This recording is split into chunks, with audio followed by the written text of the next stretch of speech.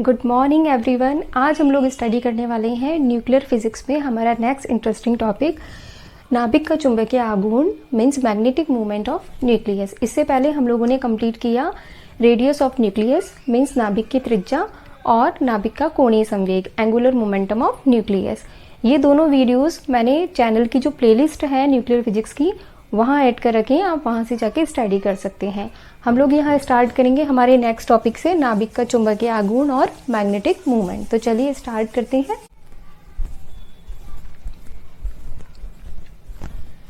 देखिए जो हम लोगों का आज वाला टॉपिक है नाभिक का चुंबकीय आघूर्ण, ये हमारे लास्ट वाले टॉपिक से लिंक है। तो हम एक छोटा सा इंट्रोडक्शन ले लेते हैं, लास्ट वाले टॉपिक का रिवीजन ले लेते हैं। हम लोगों ने लास्ट वीडियो में क्या स्टडी किया था, ठीक है। देखो नाभिक का जो कोणीय संवेग है वो कैसे ज्ञात होता है। यहाँ हमारे पास में जैसे ये मेरे पास में एक नाभिक है, वीडियो स्किप मत करना, एक बार आपको क्लियर हो जाएगा तो आप जल्दी से इसको पकड़ लोगे कि नाभिक का चुंबकीय आघूर्ण क्या है ना।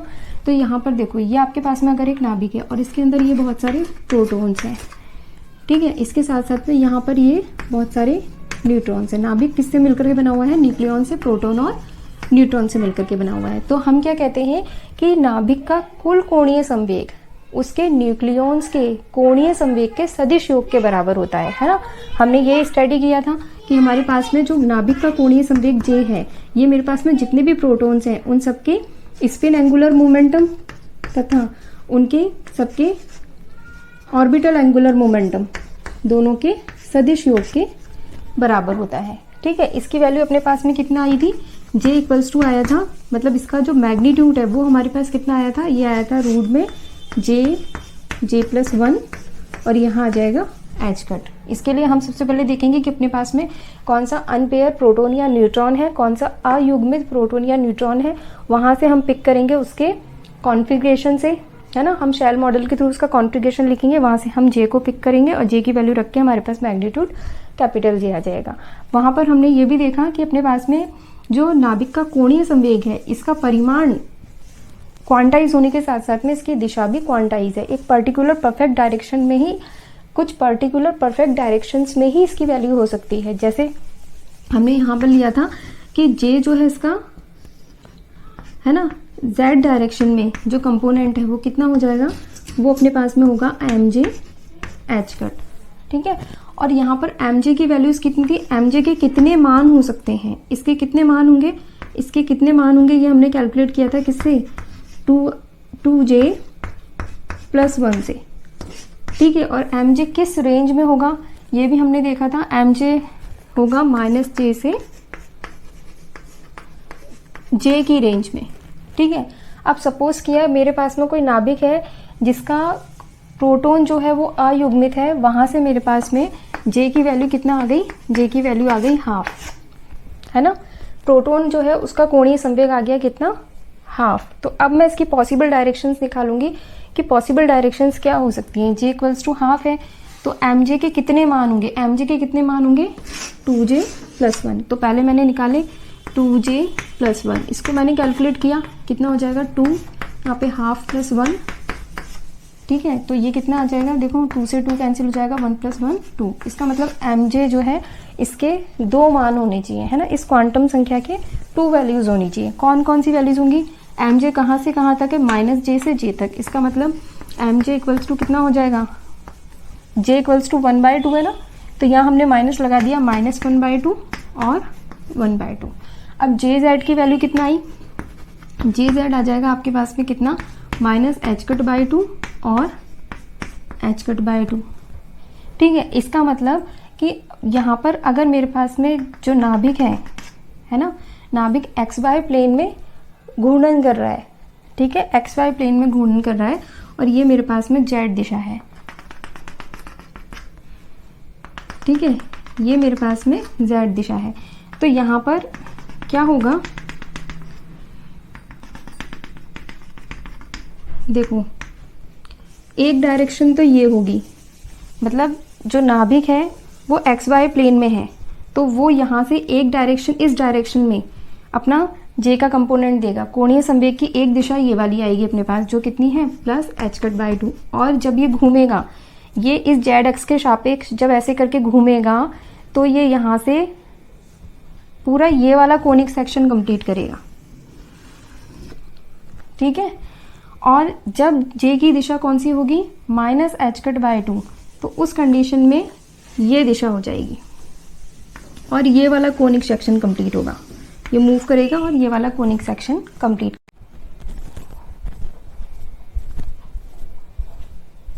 हाँ देखो, यहाँ अपने पास में ये जो तल है ना, ये एक्स वाई तल, ये वाला प्लेन तो है अपने पास में किसके लिए, नाभिक के लिए, ठीक है। ये वाला है अपने पास में जेड एक्सिस, ठीक है। और मैं कह रही हूँ ये वाला एक्सिस जो है, ये जो है अपने पास में, ये कंपोनेंट किसका है, ये कंपोनेंट है कोणीय संवेग का, एंगुलर मोमेंटम का, नाभिक के। तो जैसे जैसे नाभिक रोटेशन करेगा, नाभिक ऐसे ऐसे घूम रहा है, तो उसके साथ साथ में क्या होगा, ये जो जेड एक्सिस है, सपोज किया मैंने ये जेड एक्सिस है, इसके रेस्पेक्ट में ये जो अपने पास में एंगुलर मोमेंटम का कंपोनेंट है, ये भी नाभिक के साथ साथ में इस तरीके से यहाँ से यूं इस तरीके से रोटेशन लेगा। आगे समझ में, एक्स वाई प्लेन में तो नाभिक है, ये जेड एक्सिस है, और ये वाला अपने पास में डायरेक्शन किसका है, ये डायरेक्शन है एंगुलर मोमेंटम का। तो जैसे जैसे नाभिक घूमेगा, घूर्णन करेगा, वैसे वैसे ये भी, ये जो अपने पास में कोणीय संवेग का घटक है, ये भी घूमेगा, तो ये कोनिक सेक्शन कंप्लीट करेगा। वो कोनिक सेक्शन कौन सा होगा, ये वाला। और जब इसकी direction minus H cut by 2 में होगी तो ये वाला कोनिक सेक्शन होगा, ठीक है। ये हमने लास्ट वाले वीडियो में स्टडी किया था। अब हम लोग लेते हैं हमारा टॉपिक चुंबकीय आघूर्ण। तो हाँ देखिए, नाभिक का चुंबकीय आघूर्ण है ना, नाभिक के चुंबकीय आघूर्ण को समझने के लिए देखो, जैसे आप लोगों ने स्टडी किया हुआ है कि अगर आपके पास में एक वायर है, उस वायर में आप करंट की वैल्यू को बार बार चेंज कर रहे हो, तो करंट की वैल्यू बार बार चेंज करने से क्या होगा, उसके सराउंडिंग में मैग्नेटिक फील्ड प्रोड्यूस हो जाएगा, है ना। मीन्स मैग्नेटिक फील्ड वहां प्रोड्यूस होता है जहां आपके पास में वेरिंग इलेक्ट्रिक फील्ड होता है। मतलब आप जैसे जैसे विद्युत क्षेत्र में परिवर्तन करोगे तो वहां पर चुंबकीय क्षेत्र उत्पन्न हो जाएगा, ठीक है। ये आपने स्टडी किया हुआ है। तो वहाँ जो अपने पास में कॉइल है या जो वायर है, जिसके हम करंट में बार बार हम चेंज कर रहे हैं, जहाँ मैग्नेटिक फील्ड प्रोड्यूस हो रहा है, तो वो जो कॉइल या वायर है वो किसकी तरह से बिहेव करने लगता है, एक बार मैग्नेट की तरह से बिहेव करने लगता है। उसमें 2 पोल्स हो जाएंगे, पॉजिटिव मतलब नॉर्थ और साउथ पोल, ठीक है। उसी टाइप से देखो अपने पास में क्या है, नाभिक जो है ना, जैसे ये मेरे पास में एक नाभिक है, ये मैंने नाभिक ले लिया जो अपने पास में किस में है, पॉजिटिव चार्ज में है, ठीक है। अब इसके सराउंडिंग में, इसके चारों ओर एक कक्ष में इलेक्ट्रॉन चक्कर लगा रहा है ना। फर्स्ट थिंग तो इलेक्ट्रॉन कैसा है अपने पास में, ऋण आवेशित कण है ना, मतलब इसके पास में अपना चार्ज भी है। दूसरा, ये कैसी गति कर रहा है, ये चक्कर लगा रहा है, मतलब घूर्णन गति कर रहा है ना। थर्ड थिंग कि इसका ये जो अपने पास में इलेक्ट्रॉन्स होते हैं, ये कैसे होते हैं, स्पिन हाफ पार्टिकल्स होते हैं, मतलब इनका खुद का अपना एक प्रचक्रण होता है, एक स्पिन होता है। तो यहाँ पर क्या होता है कि यहाँ पर ये जब इस घूर्णन, यहाँ इस नाभिक के चारों ओर इलेक्ट्रॉन जो है, ये आवेशित कण जब घूर्णन गति करता है, तो यहाँ पर जब ये स्पिन अप, ये इसके प्रचक्रण के कारण यहाँ पर अपने पास में एक मैग्नेटिक फील्ड प्रोड्यूस हो जाता है, ठीक। ऋण आवेशित इलेक्ट्रॉन नाभिक के चारों ओर, नाभिक के चारों ओर है ना, चक्कर लगाता है,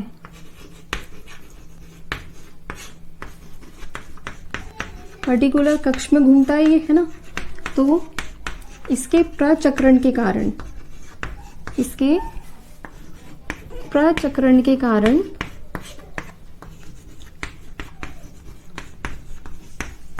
चुंबकीय आघूर्ण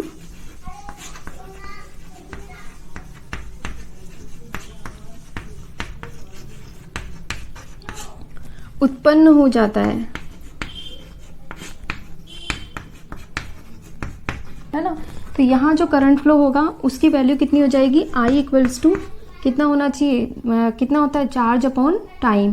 तो यहाँ मैंने लिख दिया इलेक्ट्रॉन जो है उसका आवेश कितना है, -e, और ये पूरा चक्कर लगाने में जो टाइम लग रहा है वो कितना लग रहा है, आवर्तकाल t लग रहा है, ठीक है। अब यहाँ पर आवर्तकाल t जो है, ये मेरे पास में कितना है, आवर्तकाल है, t जो है वो कितना हो जाएगा, अगर ये मेरे पास में नाभिक, ये जो अपने पास में ये रेडियस कितनी है, ये r है, ठीक है। और आप ऐसा मान लो कि ये जो नाभिक है ना, इसके चारों ओर ये बहुत ही पास में है कक्ष, ऐसे मान लो ये वाला कक्ष है बिल्कुल पास में, बिल्कुल इसकी सराउंडिंग है।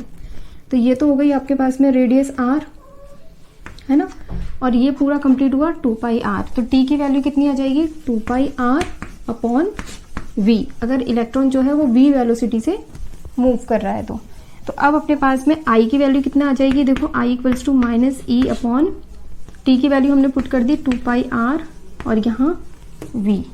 ठीक है, ये I की वैल्यू आ गई।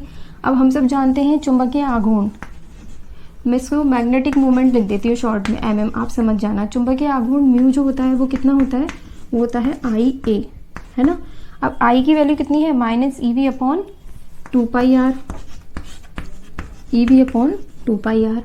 A की वैल्यू कितनी है, A कौन सा है, A वो एरिया है जो आपके पास में इलेक्ट्रॉन जब नाभिक के चारों ओर घूम रहा है तो वो जितना एरिया कवर कर रहा है तो कितना है, अगर रेडियस r है तो एरिया कितना हो जाएगा पाई r स्क्वायर, r से r कैंसिल, पाई से पाई कैंसिल, तो म्यू की वैल्यू कितना आ गई माइनस EV r अपॉन 2। देखो ये वैल्यू आ गई माइनस EV r अपॉन 2। अब मैंने क्या किया, इसमें दोनों साइड m से डिवाइड कर दिया। कैसे, मैंने किया mu equals to minus EV r upon 2 m upon m। ठीक है, तो ये एक्सप्रेशन किस में आ जाएगा, मैं इसको यहाँ ले लेती हूँ, ये एक्सप्रेशन आ जाएगा,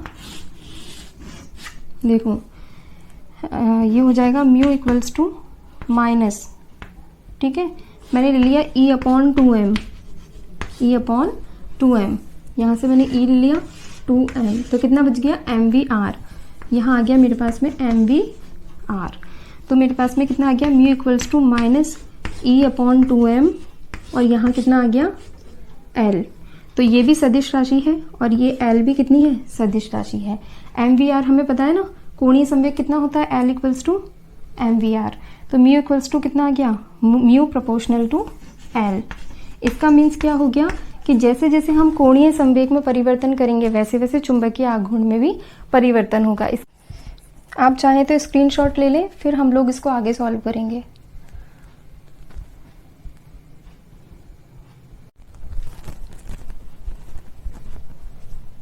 हाँ देखिए, हम लोगों ने क्या डिराइव किया, अभी हमने डिराइव किया mu equals to minus E upon 2m और L।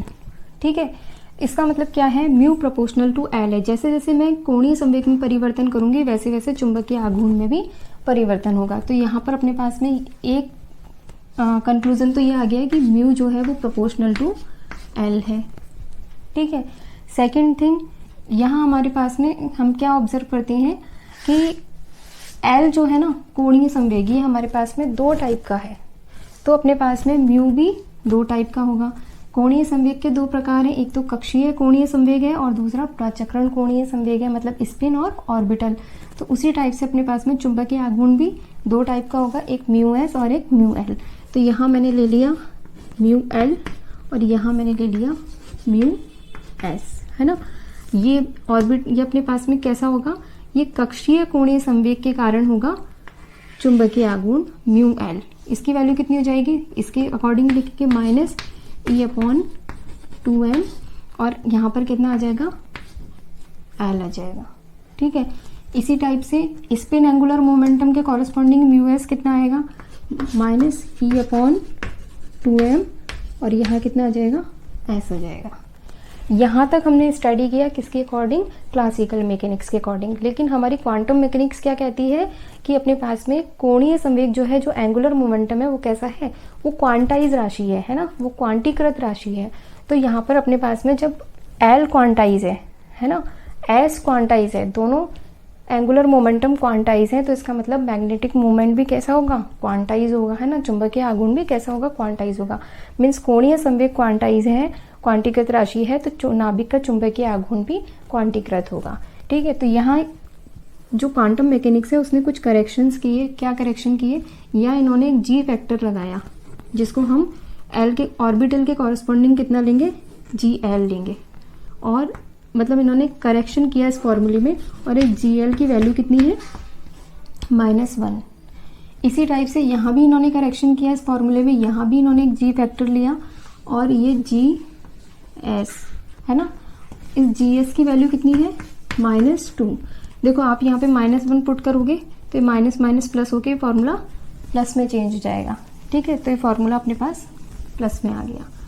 अब यहाँ पर देखो आपके पास में ये फॉर्मूला है, यहाँ मैंने क्या किया, इसको लिखा GL, यहाँ मैंने दोनों साइड एच कट से डिवाइड कर दिया, यहाँ L/H कट, तो ये कितना आ जाएगा, ये आ गया मेरे पास में GL और ये है L/H कट, और ये जो राशि है अपने पास में ये कहलाती है म्यू बी, मैंने यहाँ कर दिया L/H cut. Same as it is मैं यहाँ करती हूँ, फिर हम आगे समझेंगे। देखो यहाँ मैंने क्या किया, यहाँ भी मेरे पास में GS था, यहाँ मैंने H कट से डिवाइड कर दिया और मल्टीप्लाई कर दिया, यहाँ कर दिया S/H कट। ठीक है, तो ये भी आ गया GS, यहाँ आ गया म्यू बी और यहाँ आ गया S/H कट। ठीक है, अब देखो आप यहाँ पर कि अपने पास में ये जो म्यू बी है, ये म्यू बी क्या है, ये एक्चुअल में है बोर मैग्नेटोन। तो यहाँ अगर मैं इलेक्ट्रॉन का, ये हम इलेक्ट्रॉन के लिए कर रहे हैं ना, तो अगर मैं इलेक्ट्रॉन का यहाँ पर कक्षीय कोणीय संवेग जो है उसके कारण उत्पन्न हुआ चुंबकीय आघूर्ण देखूं म्यू एल, तो वो म्यू एल जो है वो किस यूनिट में आएगा, GL तो कांस्टेंट वैल्यू है ना, यहाँ पर वैल्यू आएगी L/H कट, है ना, और यहाँ पर इसकी यूनिट कितनी आएगी, म्यू बी, बोर मैग्नेटोन, है ना, म्यू बी की वैल्यू कितनी है, EH कट/2m, ये सब कांस्टेंट है। ठीक है, और यहाँ पर अपने पास में same as it is mu S भी कितना आएगा, GS ले लिया मैंने S/H कट, और यहाँ म्यू बी बाहर आ जाएगा। इसका मतलब यहाँ मेरे पास में जो प्रचक्रण कोणीय संवेग के कारण उत्पन्न चुंबकीय क्षेत्र, चुंबकीय आघूर्ण है, वो किस यूनिट में मेजर होगा, बोर मैग्नेटोन में। किस इकाई में मेजर करेंगे हम उसको, बोर मैग्नेटोन में, म्यू बी में। अच्छा, तो यहाँ पर हमेशा हमें अब ध्यान रखना है कि इलेक्ट्रॉन का चुंबकीय आघूर्ण, इलेक्ट्रॉन के चुंबकीय आघूर्ण की इकाई क्या है, बोर मैग्नेटोन है। तो हम क्या कहेंगे, एक इलेक्ट्रॉन का चुंबकीय आघूर्ण, एक इलेक्ट्रॉन का चुंबकीय आघूर्ण कितना होगा, म्यू बी, है ना, और उसकी वैल्यू कितनी होती है, EH कट/2m। शायद नीचे आप लोगों को ना दिखे, मैं यहाँ कर देती हूँ। देखो म्यू बी कितना होता है, म्यू बी होता है EH कट/2m, तो ये हो जाएगा E/2m। H कट कितना होता है, H/2π, तो कई बार हम इसको ऐसा भी लिखते हैं EH/4πm। यहाँ पर E इलेक्ट्रॉन का चार्ज है ना, H प्लैंक कांस्टेंट है, M मास ऑफ इलेक्ट्रॉन है, इलेक्ट्रॉन का द्रव्यमान। इसको आप कैलकुलेट करोगे तो म्यू बी की जो वैल्यू है, ये वैल्यू आती है अपने पास में 9.27 10⁻23, ये आ जाएगा जूल प्रति टेस्ला। ठीक है, और ये ही आपसे एग्जाम में पूछा जाता है कि इलेक्ट्रॉन का चुंबकीय आघूर्ण बताइए, तो इलेक्ट्रॉन का, एक इलेक्ट्रॉन का चुंबकीय आघूर्ण कितना होगा, बोर मैग्नेटोन होगा। कितना होगा, बोर मैग्नेटोन। मैं यहाँ लिख देती हूँ बोर मैग्नेटोन, और बोर मैग्नेटोन की वैल्यू कितनी आती है, ये आती है अपने पास में 9.27 इंटू 10⁻⁻23 जूल प्रति टेस्ला।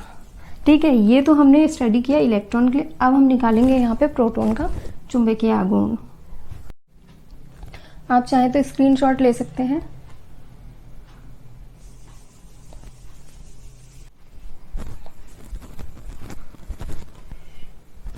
हाँ देखिए, यहाँ हम लोग अब कैलकुलेट करेंगे प्रोटॉन का चुंबकीय आघूर्ण। तो इलेक्ट्रॉन के स्पिन की वजह से, है ना, इलेक्ट्रॉन के स्पिन की वजह से यहाँ अपने पास में जो इलेक्ट्रॉन का चुंबकीय आघूर्ण आया म्यू एस, वो कितना आया, GS S/H cut mu B. Mu B Bohr magneton है, अभी अभी हमने देख लिया। अब देखो इसी के बेसिस पे, ये एक फॉर्मूला हम याद रखेंगे, इसी के बेसिस पे हम प्रोटॉन का लिखेंगे। कैसे लिखना है, देखो प्रोटॉन कैसा है, प्रोटॉन और न्यूट्रॉन भी कैसे हैं, स्पिन हाफ पार्टिकल्स हैं। तो यहाँ पर प्रोटॉन स्पिन हाफ पार्टिकल है, तो प्रोटॉन के स्पिन के कारण जो चुंबकीय आघूर्ण होगा, किसका, प्रोटॉन का, वो कितना होगा। देखो इसके लिए भी करेक्शन में G फैक्टर आएगा, तो यहाँ पर मैंने जी फैक्टर लिखा किसके लिए, स्पिन के लिए, लेकिन किसका, प्रोटॉन का जी फैक्टर। ठीक है, तो मैंने इसी की तरह लिख दिया जी एस, ये इलेक्ट्रॉन के लिए था, ये प्रोटॉन के लिए। अब यहाँ पर भी प्रोटॉन के स्पिन की एक वैल्यू आएगी, कितनी आएगी, एस अपॉन एच कट, है ना, इसको मैं ऐसे लिखती हूँ एस अपॉन एच कट। अच्छा, यहाँ इलेक्ट्रॉन जो है, इलेक्ट्रॉन के चुंबकीय आघूर्ण की इकाई कितनी है, म्यू बी बोर मैग्नेटॉन, लेकिन प्रोटॉन के चुंबकीय आघूर्ण की इकाई कितनी है, ये है अपने पास में म्यू एन। कितनी है, म्यू एन। और म्यू एन अपने पास में क्या होता है, ये होता है न्यूक्लियॉन मैग्नेटॉन, है ना, नाभिकीय मैग्नेटॉन या न्यूक्लियॉन मैग्नेटॉन या नाभिकीय मैग्नेटॉन भी कहते हैं इसको। इसकी वैल्यू होती है अपने पास में E H cut upon 2m_p। बस इतना सा डिफरेंस है कि यहाँ अपने पास में म्यू बी जो होता है ना, इसकी वैल्यू होती है E H cut upon 2m_e। यहाँ पर मास ऑफ इलेक्ट्रॉन होता है और यहाँ पर मास ऑफ प्रोटॉन आ जाएगा, मैंने यहाँ लिखा है 2m_p। ठीक है, अब यहाँ पर हम क्या करेंगे, इसको सॉल्व करेंगे थोड़ा सा। देखो म्यू एस किसके लिए, प्रोटॉन के लिए। अब यहाँ पर इसको सॉल्व करने के लिए हम एक काम करते हैं। देखो प्रोटॉन जो है वो कैसा है, स्पिन हाफ पार्टिकल है, स्पिन हाफ पार्टिकल है। इसका मतलब प्रोटॉन के लिए जो अपने पास में स्पिन एंगुलर मोमेंटम है, उसका जो मैग्नीट्यूड है, उसका जो परिमाण है, उसकी वैल्यू कितनी आती है, उसकी वैल्यू आती है s+1 एच कट। और उसकी जो डायरेक्शन है, वो डायरेक्शन कितनी आती है, जेड दिशा में उसका कंपोनेंट आता है m, है ना, mz कर लेते हैं इसको, mz एच कट। अब यहाँ पर ये स्पिन हाफ पार्टिकल है, इसमें m की केवल 2 वैल्यूज होती हैं। कौन कौन सी वैल्यूज होती हैं, m इक्वल्स टू +- हाफ। तो उस अकॉर्डिंग एस जो है, एस की कितनी वैल्यूज आएंगी, एस इक्वल्स टू कितना हो जाएगा, +- एच कट बाई 2, ये वैल्यू आ जाएगी। तो यहाँ पर अपने पास में एक्चुअल में जो चुंबकीय आघूर्ण है, प्रोटॉन का चुंबकीय आघूर्ण एक्चुअल में है किसकी वजह से, प्रोटॉन के कोणीय संवेग की वजह से, प्रोटॉन के कोणीय संवेग की वजह से। तो प्रोटॉन का जो कोणीय संवेग का जेड घटक है वो कितना है, +- एच कट बाई 2। तो इस वैल्यू को अब हम कहाँ रखेंगे, यहाँ पुट करेंगे। तो ये एक्सप्रेशन अपने पास कैसा आ जाएगा, ये आ जाएगा, देखो म्यू एस मीन्स चुंबकीय आघूर्ण किसके लिए, प्रोटॉन के लिए, कितना आ जाएगा, ये मैंने कर दिया जी एस फैक्टर प्रोटॉन का। एस की जगह मैंने रखा एच कट अपॉन 2, है ना, एच कट अपॉन 2 और डिवाइड बाय एच कट, है ना, और ये म्यू एन इसकी इकाई है, इसकी यूनिट है। एच कट से एच कट कैंसिल हो गया, तो मैं डायरेक्ट लिख देती हूँ यहाँ पर 1/2। ठीक है, तो अब मेरे पास में म्यू एस कितना आ गया, प्रोटॉन के लिए। जी एस फैक्टर की वैल्यू प्रोटॉन के लिए कितनी आती है, ये आती है 5.586। ये प्रयोगों द्वारा ज्ञात की गई है, तो इसको ऐसे ही याद रखना पड़ेगा। तो ये आ गया और यहाँ आ गया अपने पास में 1/2 म्यू एन। अब आप इसको 2 से डिवाइड कर दो, तो आपके पास में म्यू एस कितना आ जाएगा, ये म्यू एस आ जाएगा प्रोटॉन के लिए। 2 से डिवाइड करोगे 2.79, है ना, म्यू एन। ये वैल्यू आ गई प्रोटॉन का चुंबकीय आघूर्ण। आप चाहें तो स्क्रीनशॉट ले सकते हैं नोट्स बनाने के लिए।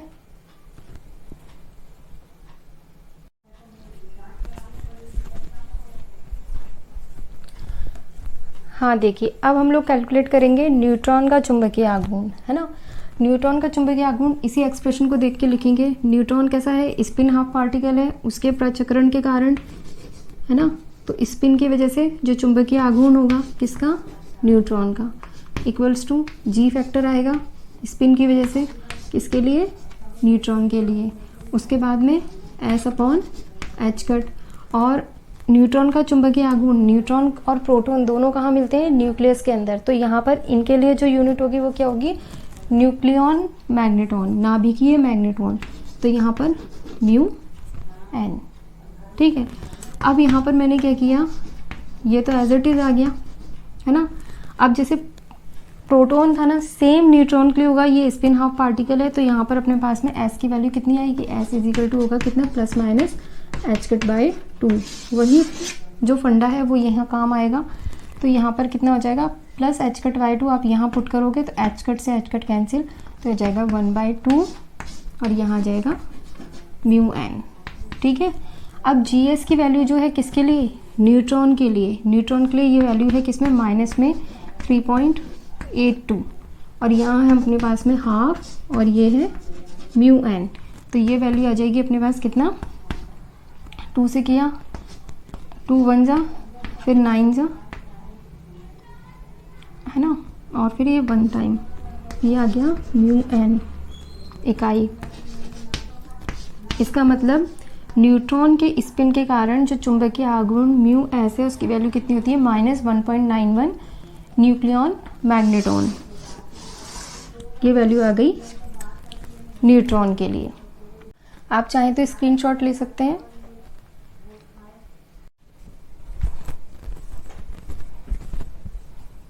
हाँ देखिए, अब यहाँ पर हम कुछ इंपॉर्टेंट वैल्यूज़ लिख लेते हैं जो हमारे काम आएंगी। देखो, प्रोटॉन के लिए जो जी फैक्टर है किसके लिए, ऑर्बिटल एंगुलर मोमेंटम के कॉरेस्पॉन्डिंग, ये ऑर्बिटल के लिए, कक्षीय के लिए, और ये स्पिन एंगुलर मोमेंटम के लिए, मतलब प्रचक्रण कोणीय संवेग के लिए जी फैक्टर है। तो यहाँ पर प्रोटॉन के लिए जी एल की वैल्यू कितना आती है, 1 आती है, और न्यूट्रॉन की वैल्यू कितनी आती है, 0 आती है। ये कांस्टेंट है, आपको याद रखना है। इसी तरीके से अभी जी एस देखा हमने, है ना, स्पिन एंगुलर मोमेंटम की वजह से जी फैक्टर कितना आएगा प्रोटॉन के लिए, ये आएगा अपने पास में 5.586, ये आएगा पॉजिटिव में, और न्यूट्रॉन के लिए कितना आएगा -3.82। ठीक है, ये वैल्यूज आ गई। अब हम लिखते हैं यहाँ पर नाभिक का चुंबकीय आघूर्ण। देखिए, नाभिक का जो चुंबकीय आघूर्ण है वो भी हम प्रोटॉन और न्यूट्रॉन की तरह ही लिखेंगे, है ना। इसकी यूनिट भी कितनी होगी, न्यूक्लियन मैग्नेटॉन होगी, है ना, नाभिकीय मैग्नेटॉन होगी। तो यहाँ पर अपने पास में कितना आ जाएगा, इसको हम किससे शो करेंगे, म्यू जे से। म्यू जे इक्वल्स टू, सबसे पहले जी फैक्टर आएगा इसका, फिर इसके कोणीय संवेग की वैल्यू आएगी, क्योंकि म्यू प्रोपोर्शनल होता है किसके, चुंबकीय आघूर्ण प्रोपोर्शनल होता है कोणीय संवेग के। तो यहाँ आ जाएगा जे, और इसकी यूनिट कितनी आएगी, म्यू एन। ये हो गया अपने पास में नाभिक का चुंबकीय आघूर्ण। ठीक है, अब देखो, अगर मेरे पास में जैसे क्वेश्चन है किसका, मेरे को एक ड्यूट्रॉन दे रखा है, और ड्यूट्रॉन के लिए मुझे क्या ज्ञात करना है, चुंबकीय आघूर्ण ज्ञात करना है ना, मैग्नेटिक मूवमेंट मुझे कैलकुलेट करना है। तो यहाँ पर हम सबसे पहले क्या करेंगे, यहाँ पर हम देखेंगे नंबर ऑफ प्रोटॉन्स कितने हैं, 1 है। नंबर ऑफ न्यूट्रॉन कितना है, 2 - 1 1 है। तो न्यूट्रॉन की वैल्यू भी कितनी है, 1 है। तो एक प्रोटॉन का चुंबकीय आघूर्ण, एक प्रोटॉन का चुंबकीय आघूर्ण अभी हमने पढ़ा था, उसके स्पिन की वजह से एक प्रोटॉन का चुंबकीय आघूर्ण कितना था, 2.79 न्यूक्लियन मैग्नेटॉन, है ना। तो ये हो गया, और इसके साथ में नाभिकीय मैग्नेटॉन, है ना। इसके साथ में न्यूट्रॉन के लिए मैंने न्यूक्लियन बोल दिया था, सॉरी, नाभिकीय मैग्नेटॉन, है ना। यहाँ n इक्वल्स टू 1 है, तो एक न्यूट्रॉन के लिए चुंबकीय आघूर्ण कितना होगा, उसके स्पिन की वजह से न्यूट्रॉन के लिए कितना आया था, -1.91, और इसकी यूनिट म्यू एन। ठीक है, अब हम क्या करेंगे, इसका टोटल हमें मैग्नेटिक मूवमेंट निकालना है ना। तो यहाँ पर अयुग्मित प्रोटॉन है और अयुग्मित न्यूट्रॉन है, तो दोनों के जो अपने पास में चुंबकीय आघूर्ण है इनसे अपने पास में टोटल आ जाएगा कैसे, देखो यहाँ पर आएगा म्यू जे किसका, नाभिक का, कितना हो जाएगा, म्यू एस प्रोटॉन का प्लस म्यू एस न्यूट्रॉन का। तो हो जाएगा ये 2.79 प्लस -1.91, माइनस करोगे तो ये कितना आ जाएगा, देखो 9 में से 1 गया 8, 17 में से 9 गए 8, यहाँ हो गया 1 में से 1 गया 0, तो 0.88 म्यू एन। ये अप्रॉक्सीमेट वैल्यू आई है, ये एक्चुअल में वैल्यू नहीं है, एक्चुअल में इसके ही आसपास की वैल्यू आती है ना। तो ऐसे हम किसी भी नाभिक का मैग्नेटिक मोमेंट कैलकुलेट कर सकते हैं।